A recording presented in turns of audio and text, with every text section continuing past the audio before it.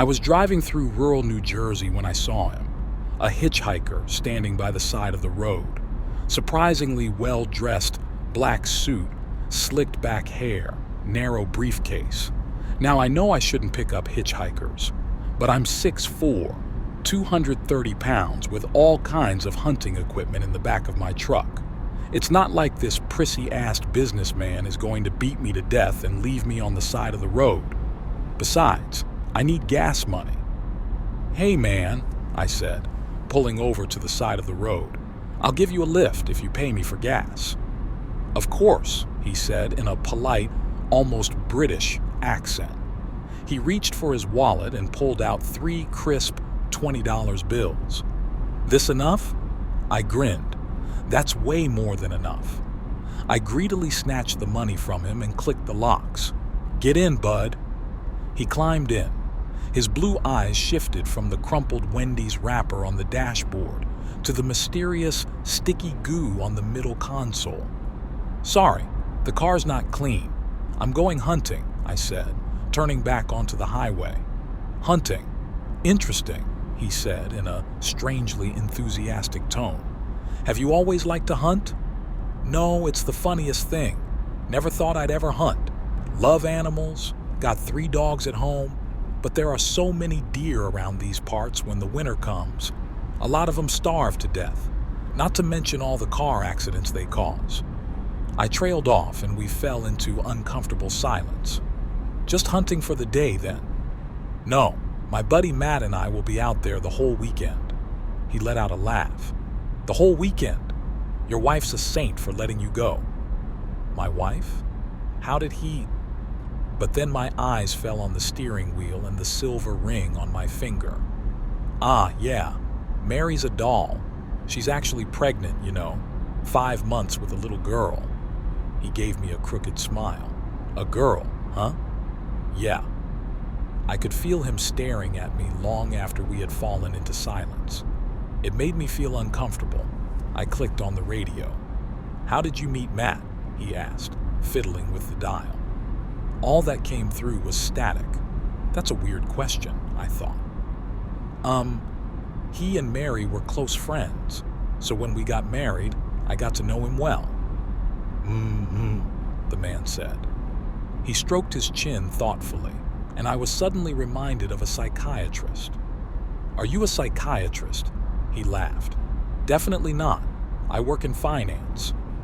"What type of finance?" It was my turn to ask the questions. "Futures," he replied, non-committally. I glanced over at him. A small smile was on his lips, and I noticed his fingers had gravitated from his lap to the briefcase at his feet. My heart began to pound. Click, click. He undid the clasps. The case creaked open. "What's in your briefcase?" I asked. "Work." "What kind of—" His long fingers disappeared into the darkness of the case. He was pulling something out. My body began to seize up. The steering wheel felt like ice under my fingers.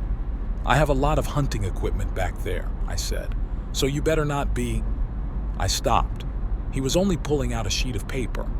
For a few minutes he was quiet, reading the paper intently and silently, as if his life depended on it. Scratch, scratch. His fingers slid over it as they traced the text. Then he slipped it back into the case and snapped it shut. What was he reading, I thought.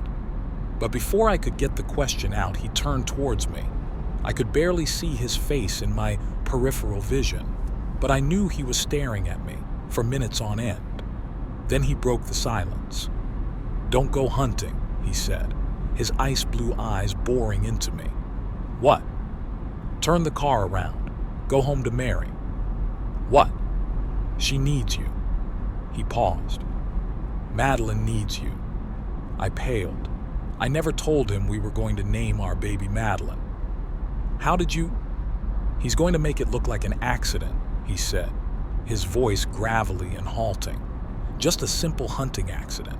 The most punishment he'll endure is 35 minutes in the police station, writing out his statement. But let me off at that diner, up ahead. I like their Cobb salad very much. Matt's going to kill me. What are you talking about? He turned to me, eyes wide. What are you talking about? About what you just said. All I said is I'd like you to let me off at the diner, please. He pointed to the exit, curving off the highway.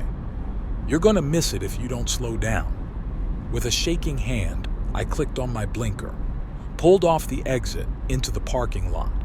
My heart pounded in time with the click-click-clicks of the cooling engine. Thank you for the ride, he said, pulling his briefcase out with him. Have a good drive, will you? I couldn't squeak out a reply before the door slammed shut. I didn't believe him, but my nerves were too shot to continue the trip either. I texted Matt that I was sick, turned around and went home to Mary. Mary was thrilled. Matt was disappointed, a little too disappointed if you ask me. We called the police. Since then, life has been great. Just a few months later, our wonderful little Madeline was born. And as soon as we got back from the hospital, on our doorstep was a little teddy bear, a pink bow sewed on its head. There wasn't a return address or a card of any kind, but I think I know who it's from.